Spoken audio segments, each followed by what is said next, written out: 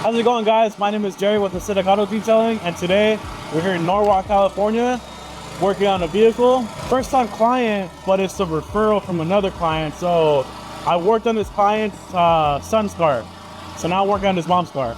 And in this video, we're gonna talk about 3 things that can make you lose clients. All right, Jerry. So tell me the first thing that detailers do wrong to lose clients. One is inconsistent work. One day you're gonna provide your client with stellar work. Then the next day, or the next time you work on them, you're gonna miss some very minor, spots. You miss some very basic vacuum spots, smudges. You just didn't do a walkthrough. Point is, consistency is key. So you always gotta make sure that you're always providing your clients with great work. You don't want to rush the work. Second thing I would say is poor communication skills.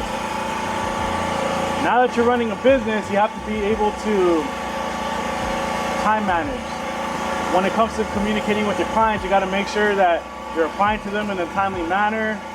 Especially in this business, customers, clients, they want it like that, So even if you don't answer a phone call, because it's happened to me before to where I was busy, I didn't answer a phone call, I called them back 20 minutes later and they told me, oh, I found somebody already.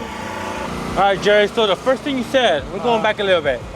So consistent work, you say some people might miss a couple things after a couple repeats. Do you think it's because they're getting comfortable, they're getting lazy, or they're just losing that enthusiasm? I think it's all of the above. I feel like sometimes they can get a little too comfortable. They're already thinking like, all right, I've already got this client, I've got them locked in, they've been coming back, and they just start to, lack a little bit. Now, you've been doing this for 7 years. I mean, how do you feel? Is it easy to get bored doing details every single day? How do you stay motivated? Personally, I kind of never get tired of it, and I'm kind of surprised. And that's where, people say, you need to find something that you're passionate about. I'm passionate about what I do. I love doing it. I love being mobile because it's a different scenery every single day. I deal with different clients. I'm in a different location every time.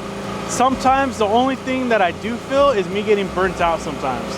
I get a little tired. As you guys know, I've mentioned it several times, I'm usually working 6-7 days a week. The only time I don't work is when it rains. I could be working under a canopy or in the garage or whatever, but I just kind of take it as a sign, like, I'll lay low for a little bit. When I do get tired, I do get burnt out, I start thinking of why I created my own business. I think about, my beginning stages and where I've worked my way up now. I'm not where I want to be yet, but I know that if I were, to go back in time, or my younger self were to look at where I'm at now, they'd be impressed. Got it, Jerry. Now, the second thing you mentioned was miscommunication. What do you mean by that? Miscommunication could be, anywhere under saying you're gonna do one thing and you don't do what the client was expecting, or pricing also. You just tell them, like, oh yeah, I'm gonna do this. You finish it, then you're gonna charge them a whole different thing. I've heard of detailers doing that to clients, and then just miscommunication and all. You schedule for one day, you don't show up, or you just don't communicate well with the client. Now, this is very common where a client says, oh, I want a full detail. You give them a full detail, and then they're like, well, you didn't do extraction, you didn't have ceramic coating, and that's where, that miscommunication happens. Yeah. How do you prevent that from happening? So I learned that kind of early on in the game. I have clients call me and they say like, oh, I need a detail. Automatically, when they say detail, I'm thinking like, okay, they want something above like a basic wash. They want either a clan wax, they want some buffing going on, something. I've had clients to where they call me, they say they want a detail. Then I start, okay, well, what do you want exactly? And it's my maintenance package, So I learned that you got to figure out what they want, because everybody's definition of a detail is different. Now, when do you figure it out? When they call you, when you show up, you let them go to the website? It's a little bit of both. So I'll ask them like, okay, did you have a chance to take a look at the website? No, I haven't. Okay, well, these are the packages that I have. Okay, sounds good. Or I tell them like, okay, well, you know what? If I have a little bit of free time, I'll let them know. Okay, well, I'll show up tomorrow at this time and we could go over your options. And usually they prefer that because I get to look at the vehicle, I get to feel the paint, I get to take a look at the interior. We'll go from there. Got it. Now, another miscommunication detailers do is they don't update the client. For example, you're on the detail, next client is at 1, you're running late. What do you tell them? Hey, I'll be there at 1:30. Hey, I'll get to you when I can. How do you communicate that so there's no miscommunication? So I try to stay on top of that. I always let them know if I'm running behind schedule. I'll just say like, hey, you know what? I had a mishap, or I'm running a little behind today. I'm expected to get to you at this time. Oh, okay, no problem. Either they're very cool with it, or they're understanding, but they're just like, you know what? I need to be gone by this time. Can we just reschedule? But every once in a while, you'll get a client to where they'll get mad and just like, well, I expected you to be here this time. It's out of your control sometimes, you know, the client before them, sometimes they're in worse condition than what you thought. Sometimes you catch traffic. Sometimes you just had mishaps with your equipment. It's a lot. Just as long as you stay, you know, if you communicate with the client. Now, somebody gets that rude customer. Hey, you said at 1 p.m., you're not staying on your commitments. What do you tell them? Sometimes I'll let them know, like, you know what, I understand, like, you're completely right. I apologize for the inconvenience. Depending on what the package is, and if the client isn't like, if I feel like they're rightfully angry, sometimes, let's just say they're getting an interior detail, I'll just let them know, like, you know what, I apologize.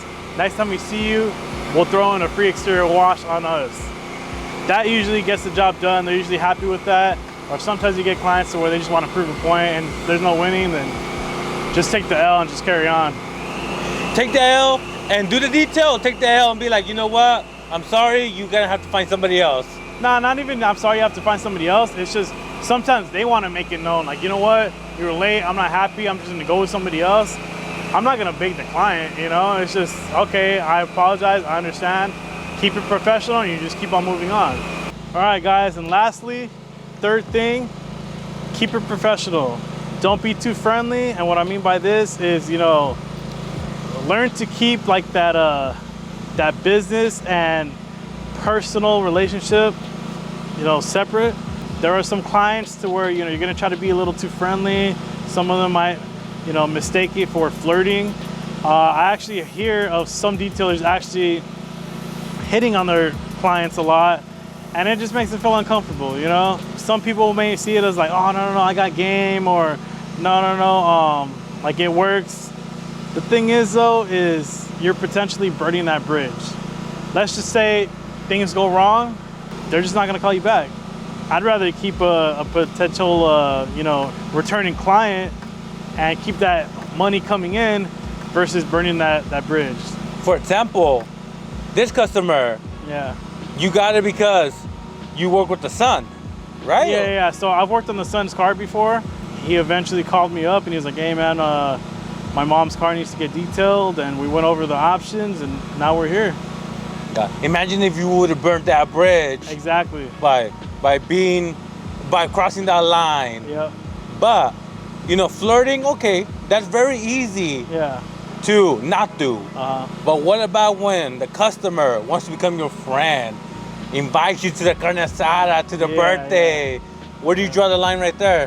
So you could do that. There's nothing wrong with it. But after a while, that's when it kind of gets into like, hey man, we're cool. You know, you're gonna shoot discounts and this and that. And nah, I'm very big on just kind of keep things how they are, you know? Now, did you learn this the hard way, or you always kind of figured out that don't mix business and personal? Yeah, I've kind of always learned, or I've kind of always known just to kind of keep business with business, pleasure, and or personal life, keep them separately. To me, things are just easier like that, you know? There's no like misunderstandings, there's no miscommunication, everybody knows what it is. Now, last thing is keeping it professional. The language Oh yeah. that you do while you detail. What advice do you have for new detailers out there? I would say just kind of, change up your diction a little bit, your choice of words. For example, me personally, and I was teaching this to one of my helpers because he was starting his own business. I personally like to call my customers, I like to call them my clients. It sounds a little better. Let's just say you're gonna be late to a client, instead of saying like, I'm sorry, just say like, oh, I apologize. Little things like that, instead of saying like, oh, I just wanted to give you a heads up, or I just wanted to let you know, like, oh, I just wanted to inform you. Stuff like that. Changing up the little words, they go a long way. And people notice that. What about cussing? Yeah, cussing's big. Cussing's big. You're running a business, Obviously, you don't want to like, I don't know, be someone that you're not. But, kind of look the part or sound the part. Me, somebody called me out on Instagram about my shirts. I like to wear the polo shirts. I did order some shirts a while back, but that was a whole nother story. But I'm working on it, guys. All right, guys, so those are 3 things that could potentially make you lose clients. And if you guys have any more to add to that, make sure to let us know down in the comment section below. And if you guys want to see some more detailing content, don't forget to like, comment, and stay blessed.